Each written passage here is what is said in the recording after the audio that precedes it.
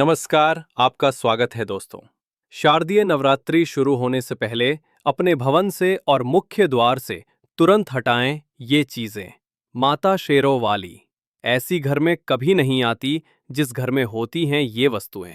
आज ही घर से बाहर फेंके। अगर आपने ये चीजें घर से बाहर नहीं फेंकी तो माता रानी आपके घर में कभी नहीं आएगी। व्रत रखने का फिर कोई फायदा नहीं। हे माता वैष्णो, आपकी नवरात्रि की इस वीडियो को जो भी भक्त सच्चे दिल से लाइक करे, उसकी गरीबी, तमाम परेशानी, जीवन की दरिद्रता को दूर दूर कर देना। माँ, हम सब आपकी ही संतान हैं।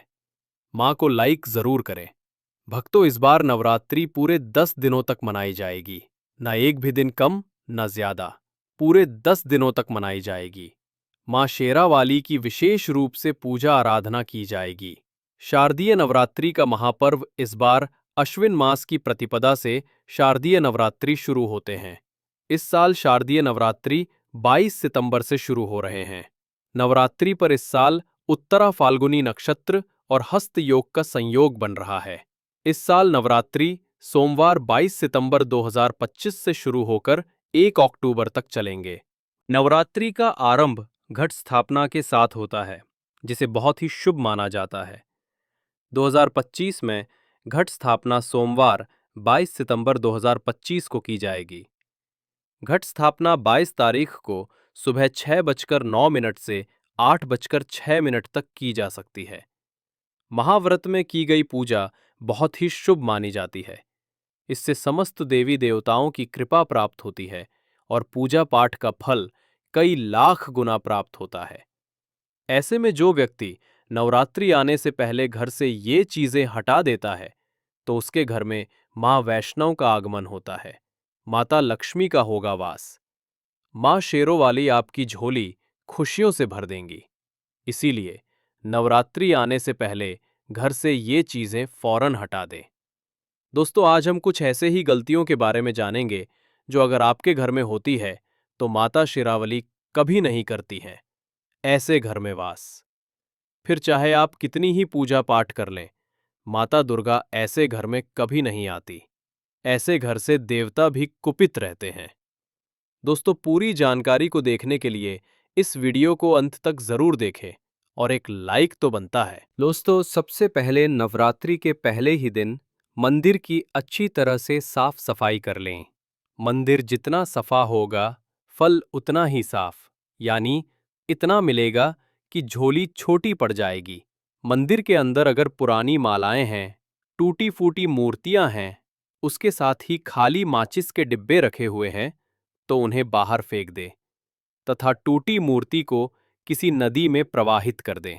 माता शेरों वाली की तस्वीर अगर कांच के फ्रेम की है और वो कांच हल्की सी भी अगर टूटी हुई हो, तो ऐसी कांच को बदलवा लें या ऐसी तस्वीर को जल में विसर्जित कर दें।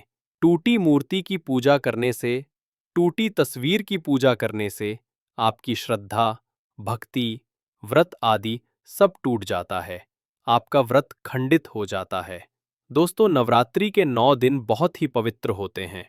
नवरात्रि के 9 दिनों घर को साफ सुथरा और पवित्र रखना अति आवश्यक है।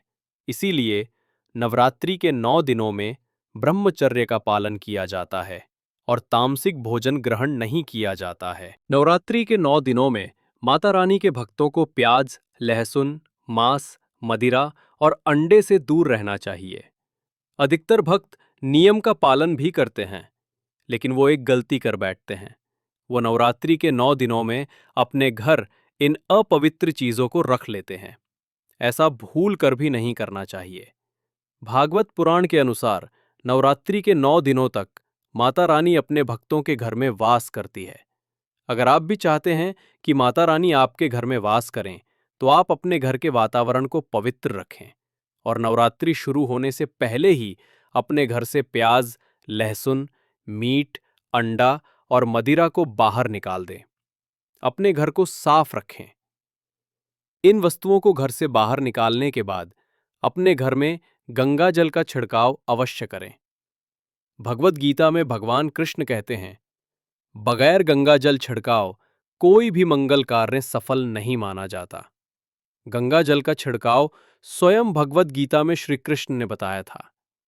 अगर आपके घर में गंगाजल ना हो तो मार्केट से गौमूत्र ला सकते हैं और गौमूत्र लाकर आप गौमूत्र का अपने घर में छिड़काव करें। बस थोड़ा सा पानी में डाल लें। इससे आपके घर का वातावरण पवित्र हो जाएगा। इससे आपके घर का वातावरण पवित्र हो जाएगा। घर में मौजूद नकारात्मक ऊर्जा भी नष्ट हो जाएगी और जिस घर में वातावरण पवित्र होता है और नकारात्मक ऊर्जा नहीं होती वहां माता रानी का वास सदैव होता है। नवरात्रि के पहले दिन आप अपने पूरे घर की अच्छी तरह से साफ सफाई कर लें। घर में जो भी फालतू सामान है, फटे पुराने कपड़े, उन्हें बाहर निकाल दें। घर में बेकार पड़ा सामान नकारात्मक ऊर्जा लाता है, इसीलिए गंदगी बिल्कुल भी ना करें। धूप दीप जलाकर वातावरण को स्वच्छ रखें। दोस्त, माता के आगमन के लिए घर का दरवाजा जरूर सजाना चाहिए। इससे माता आकर्षित होती है और घर के द्वार में प्रवेश करती है। माँ के आगमन के लिए द्वार को फूलों से सजाना। दोस्तों, कई लोग ऐसे हैं जो माता रानी की चौकी कागज बिछाकर बनाते हैं, जो कि बिल्कुल गलत माना गया है। माता की चौकी के लिए आप नीचे लाल कपड़ा बिछाएं। काला कपड़ा और सफेद कपड़ा भूलकर भी नहीं बिछाना चाहिए। ध्यान रखें, कपड़ा फटा भी नहीं होना चाहिए। भक्तों, अगर आपके घर में देवी देवताओं की खंडित मूर्ति, दिया या फटा हुआ चित्र अगर हो तो उसे किसी पवित्र नदी में विसर्जित कर दें, क्योंकि ऐसी मूर्तियां और चित्र दुर्भाग्य लाती है। देवी देवताओं की खंडित मूर्ति की पूजा ना करें और ना ही उन्हें घर में रखें, क्योंकि उन्हें घर में रखना बुरा माना जाता है। भक्तों, वहीं अधिकतर लोग अपनी छत पर या घर के मुख्य दरवाजे के आसपास कबाड़ इकट्ठा कर देते हैं। ऐसा करना अशुभ माना जाता है। अगर आपने भी अपने घर में घर के मुख्य दरवाजे पर या छत पर या फिर खासकर घर की उत्तर दिशा में कबाड़ इकट्ठा कर दिया है तो नवरात्रि शुरू होने से पहले उस कबाड़ को घर से अवश्य ही निकाल दें। भक्तों, यदि आपके घर कोई भी बंद घड़ी है तो नवरात्रि शुरू होने से पहले उसे अपने घर से हटा दें और नई घड़ी ले आएं या मरम्मत करवा लें। घड़ी को प्रगति का प्रतीक माना जाता है। बंद घड़ी समय से पीछे चलने वाली हमारी प्रगति में बाधा डालती है। इसीलिए नवरात्रि शुरू होने से पहले ही आप बंद घड़ी को घर से बाहर निकाल दें। दोस्तों, अगर आपके घर के मंदिर में किसी भी तरह का कोई फालतू सामान रखा है, जैसे कि सड़े गले फूल, अगरबत्ती, धूप बत्ती के डिब्बे या माचिस आदि के डिब्बे या कोई भी खाली पैकेट मंदिर में ना रखें, या फिर कोई फटी पुरानी धार्मिक पुस्तक या भगवान के कोई भी पुराने कपड़े जो खज गए हैं या मुकुट माला जो खराब हो गई है, तो उन्हें आप जितना जल्दी हो सके अपने मंदिर से हटा दीजिए। नवरात्रि से पहले आप अपने मंदिर की और मंदिर के आसपास की साफ सफाई अवश्य ही करें। तभी माता रानी की चौकी स्थापित करें। इसके साथ ही आप अपने धन रखने के स्थान की सफाई भी अवश्य करें, क्योंकि नवरात्रि के दौरान मां लक्ष्मी भी घर प्रवेश करती है। धन रखने के स्थान पर किसी भी तरह का कोई भी फालतू सामान, टूटा हुआ सामान ना रखें। धन रखने के स्थान को मंदिर की तरह ही साफ रखें। नवरात्रि के दौरान माता रानी की पूजा में कौड़ियों को शामिल करें। माता रानी के साथ साथ रोजाना कौड़ी का भी पूजन करें। इसके बाद कौड़ी को धन रखने के स्थान पर रख दें। ऐसा करने से बरकत हमेशा होती है। अगर आपके पास पुराने जूते चप्पल इकट्ठे हो गए तो नवरात्रि से पहले उन्हें घर से बाहर निकाल दें। पुराने जूते चप्पल की अशुभता के कारण ही घर में नकारात्मक ऊर्जा आती है और घर में अशांति और कलह का माहौल रहता है। नवरात्रि आने से पहले घर से निकालना ना भूलें। अगर जिस घर में ज्यादा होता है उस घर में माता रानी कभी वास नहीं करती। साथ ही साथ टूटे फूटे बर्तन अगर घर में पड़े हैं या टूटा हुआ आईना भी अगर घर में हो तो उसे भी निकाल दीजिए। घर में टूटे फूटे ईंट पत्थर भी नहीं रखना चाहिए, इससे माता लक्ष्मी नाराज हो जाती है। अब हम जानते हैं नवरात्रों के दौरान क्या नहीं खाना चाहिए और क्यों नहीं पीना चाहिए और कौन सा फल खाने से व्रत संपूर्ण और सफल हो जाता है। भक्तों, हमारे चैनल प्राची सब्सक्राइब जरूर करें और इस बेल आइकन को दबाना ना भूलें। तो आइए शुरू करते ही दोस्तों, नवरात्रि के दिन से जरूर खाना चाहिए। शास्त्रों में बताया जाता है कि भगवान के भोग में सेब आदि जरूर अर्पित किया जाता है। अगर आपका व्रत है तो आपको केला, पपीता, तरबूज और मीठे अंगूर जरूर खाना चाहिए। इन फलों से व्रतधारी को शक्ति मिलती है और व्रत संपूर्ण हो जाता है। शास्त्रों में बताया जाता है कि नवरात्रों के दिनों में सीताफल जरूर खाना चाहिए। सीताफल खाने से 10 ऐसी बीमारियां हैं जो खत्म हो जाती हैं। माना जाता है कि नवरात्रों के दिनों में सीताफल का घर में प्रवेश होना बड़ा ही शुभ माना गया है। सीताफल खाने से नवरात्रि का व्रत सफल हो जाता है, क्योंकि इसमें माता सीता का आशीर्वाद मिला हुआ होता है। नवरात्रि के दौरान सीताफल खाता उसे दुखों का सामना नहीं करना पड़ता। सीताफल आपको जरूर खाना चाहिए। भक्तों, नवरात्रि के 9 दिन शक्तिमान दुर्गा को समर्पित होते हैं। नवरात्रि के 9 दिन माता रानी के 9 अलग अलग स्वरूपों का पूजन किया जाता है। नवरात्रि के 9 दिनों में माता रानी को अलग अलग स्वरूप के हिसाब से अलग अलग भोग अर्पित किए जाते हैं। लेकिन क्या आप जानते हैं कुछ ऐसी वस्तुएं जिन्हें नवरात्रि के दौरान भूलकर भी माता रानी को अर्पित नहीं करना चाहिए। अगर इन वस्तुओं को आप गलती से भी माता रानी को अर्पित कर देते हैं तो आपको व्रत और पूजन का पूर्ण लाभ नहीं होगा। इसीलिए माता रानी की कृपा प्राप्त करने के लिए आपको ये जानना अति आवश्यक है कि वो कौन सी ऐसी वस्तु है जो माता रानी के पूजन में भूलकर भी इस्तेमाल नहीं करना चाहिए। तो आइए मां का जयकारा लगाते हुए वीडियो को शुरू करते हैं। भक्तों, नंबर 1, नवरात्रि के दौरान शादीशुदा महिलाओं को सफेद कपड़े पहनकर पूजा पाठ नहीं करना चाहिए। साथ ही साथ काले कपड़े भी नहीं पहनना चाहिए। इससे पूजा व्रत आदि खंडित हो जाती है। माता की चौकी जब आप लगाएं तो उसके नीचे कागज नहीं लगाना चाहिए। माता की चौकी हमेशा लाल कपड़ा बिछाकर ही बनाना चाहिए। हमेशा याद रहे, नवरात्रों के इन 9 दिनों तक व्रतधारी को अपना आसन चौकी के आगे ही लगाना चाहिए और मंदिर को नवरात्रों के दौरान अकेला नहीं छोड़ा जाता, बहुत ही अशुभ माना जाता है। इससे दुर्गा माता नाराज हो जाती हैं और हमेशा के लिए चली जाती है। भक्तों, नंबर 2, नारियल। हिंदू धर्म में नारियल को समृद्धि, धन, श्रद्धा और सम्मान का सूचक माना जाता है। नारियल को श्रीफल भी कहा जाता है। नारियल को सुख, समृद्धि में वृद्धि करने वाला माना जाता है। नारियल का हर मांगलिक कार्य में विशेष महत्व होता है। जैसे कि आप सभी जानते हैं कि माता रानी के कई मंदिरों में नारियल से बलि भी दी जाती है और माता रानी के पूजन में नारियल का इस्तेमाल हम सभी करते हैं। खासकर कलश की स्थापना नारियल रखकर ही की जाती है। माता रानी के पूजन में हम नारियल इस्तेमाल करते समय कुछ गलतियां कर बैठते हैं। भक्तों, नारियल कई प्रकार के होते हैं। एक हरा, दूसरा सूखा जिसके अंदर पानी होता है। जिस नारियल के अंदर पानी होता है, माता रानी के पूजन में सदैव पानी वाला और जटा वाला नारियल ही इस्तेमाल करें। नारियल का पूर्ण होना चाहिए। नारियल चटका हुआ या टूटा हुआ नहीं होना चाहिए, क्योंकि साबुत नारियल ही पूर्ण और पवित्रता का प्रतीक होता है। साबुत नारियल सुख, समृद्धि का प्रतीक होता है। साबुत नारियल को ही श्रीफल यानी कि मां लक्ष्मी का फल कहा जाता है। नवरात्रि में माता रानी के कलश की स्थापना करते समय जटा वाला यानी पानी वाला नारियल ही कलश पर स्थापित करना चाहिए। साथ ही यह ध्यान रखना चाहिए कि नारियल को सदैव कलश के ऊपर लेटाकर रखना चाहिए। घट स्थापना करते समय कभी भी नारियल को खड़ा करके नहीं रखा जाता। नारियल को सदैव लेटाकर कलश के ऊपर रखा जाता है। साथ ही नारियल को स्थापित करने से पहले आप नारियल को लाल कपड़े में लपेटकर उस पर लाल चुनरी ओढ़ाकर आप नारियल को कलश के ऊपर स्थापित करें। शास्त्रों के अनुसार कलश के ऊपर जब सही तरीके से नारियल रखा जाता है और सही प्रकार का नारियल रखा जाता है तब यह व्रत और पूजन का पूर्ण फल प्राप्त होता है। ये भी ध्यान रहे कि महिलाएं माता रानी को नारियल अर्पित कर सकती हैं, लेकिन कभी भी माता रानी के सामने नारियल को भूलकर भी नहीं वधेड़ना, क्योंकि नारियल बीज रूप होता है और स्त्रियां बीज रूप से ही शिशु को जन्म देती हैं। इसलिए कभी भी महिलाओं को नारियल नहीं तोड़ना चाहिए। नवरात्रि में माता रानी का व्रत और पूजन किया जाता है, लेकिन नवरात्रि के दौरान सबसे ज्यादा महत्व होता है कन्या पूजन का। दोस्तों, माना जाता है व्रत और उपासना से माता रानी इतना पसंद नहीं होती हैं जितना कि कन्या पूजन से होती है। नवरात्रि में छोटी छोटी कन्याओं को माता रानी का स्वरूप माना जाता है। कन्याओं को भोग लगाया जाता, उन्हें प्रसन्न किया जाता है और बदले में आशीर्वाद मांगा जाता। कन्याओं को प्रसन्न करने के लिए गिफ्ट आदि उपहार वगैरह दिए जाते। माना जाता है अगर कन्याओं को कोई भेंट दी जाए और उसे खुशी खुशी स्वीकार कर ली तो इसका मतलब है माता रानी अर्थात माता वैष्णव ने भेंट स्वीकार। जिन पर कन्याएं प्रसन्न होती हैं तो समझो उन्हें माता रानी का आशीर्वाद मिल गया और माता रानी की कृपा से उन्हें मुंह मांगा वरदान प्राप्त। नवरात्रि में 2 साल से लेकर 10 साल तक की कन्या का पूजन होना चाहिए। अष्टमी अथवा नवमी को कन्याओं के पैर धोकर भोजन कराना, उपहार आदि देना श्रेष्ठ माना जाए। आपके घर में संपन्नता बनी रहे तथा धन की कोई भी कमी ना हो। कन्याओं को कोई सुंदर गिफ्ट दे सकते हैं। शास्त्रों में बताया जाता है कि कन्या जितना खुश होती है माता रानी उतना ही जल्द फल की प्राप्ति प्रदान करती। ऐसे में आप कन्याओं को चॉकलेट बॉक्स दे सकते हैं तथा खूबसूरत कपड़े दे सकते हैं। याद रहे, काले कपड़े ना दें और स्टील के बर्तन भी गिफ्ट के तौर पर दे सकते हैं। याद रहे कि कन्याओं को लोहे का कोई भी सामान नहीं देना चाहिए। भक्तों, जब कन्या अपने घर के लिए प्रस्थान करे तो उनके चरण जरूर छलें और अपने मन में अपनी प्रार्थना को पूरा करें। सच्चे दिल से मांगी मुराद माता रानी अवश्य पूरी करती है। आपके घर में स्थापित पूजा का स्थान एक पवित्र केंद्र है, जहां से सकारात्मक ऊर्जा का प्रवाह संपूर्ण घर में होना चाहिए। इसकी शुद्धता और सात्विकता बनाए रखना हर भक्त का प्रथम कर्तव्य है।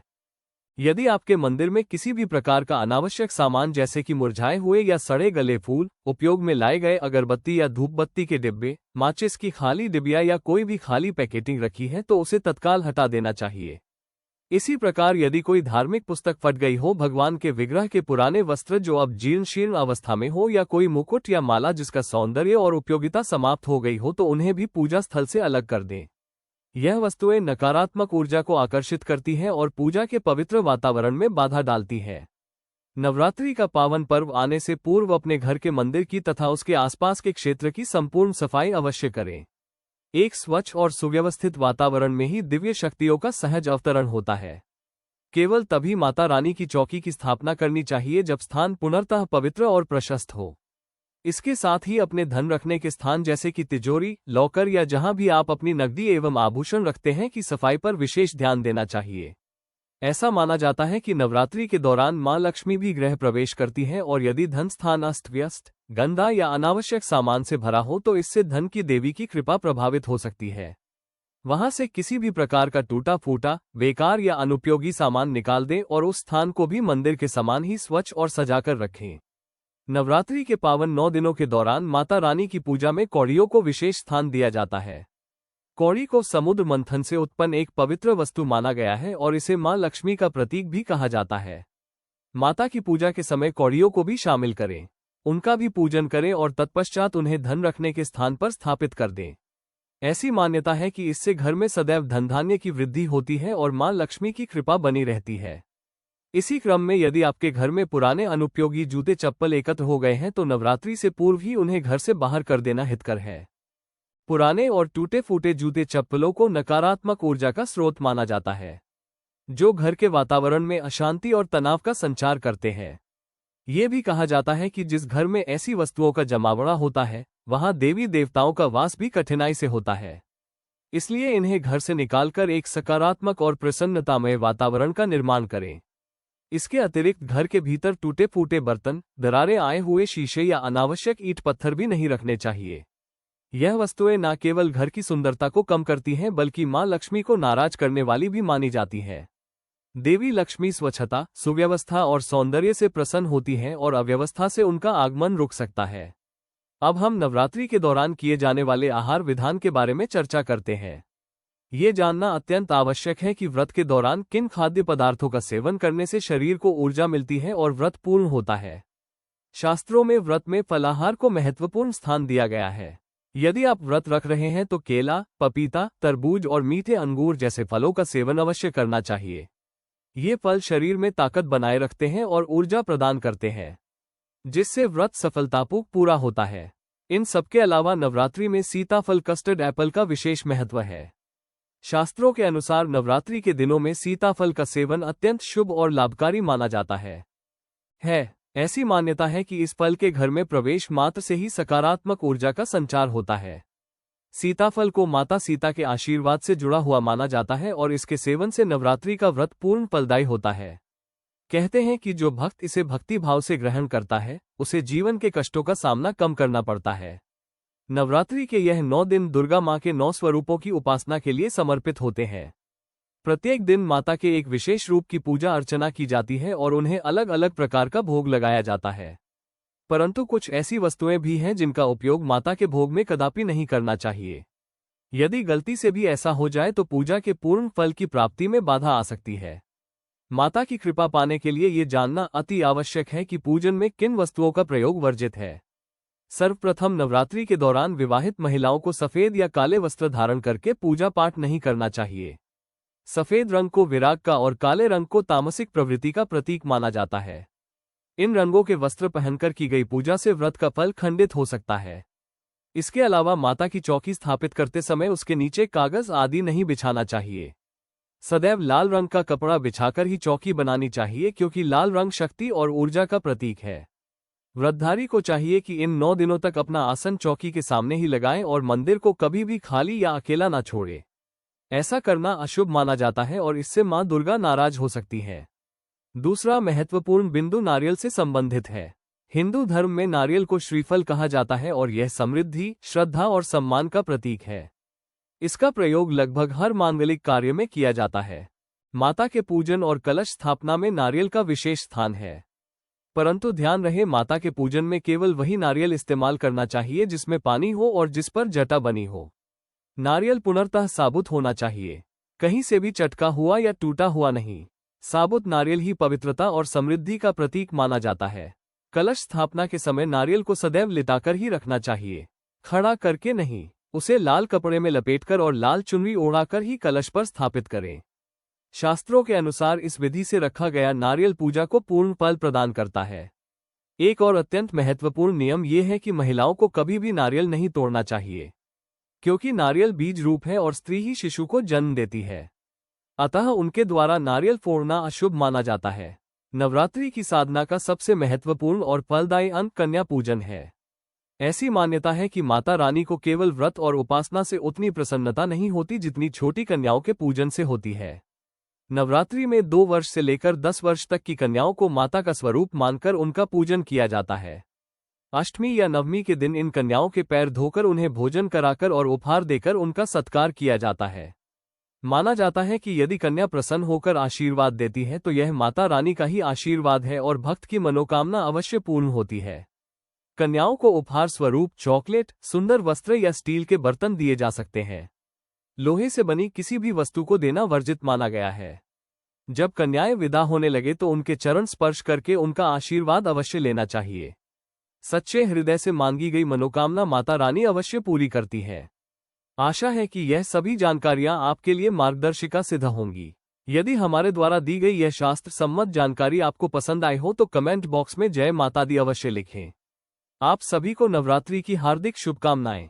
मां दुर्गा आप सभी पर अपनी कृपा बनाए रखें।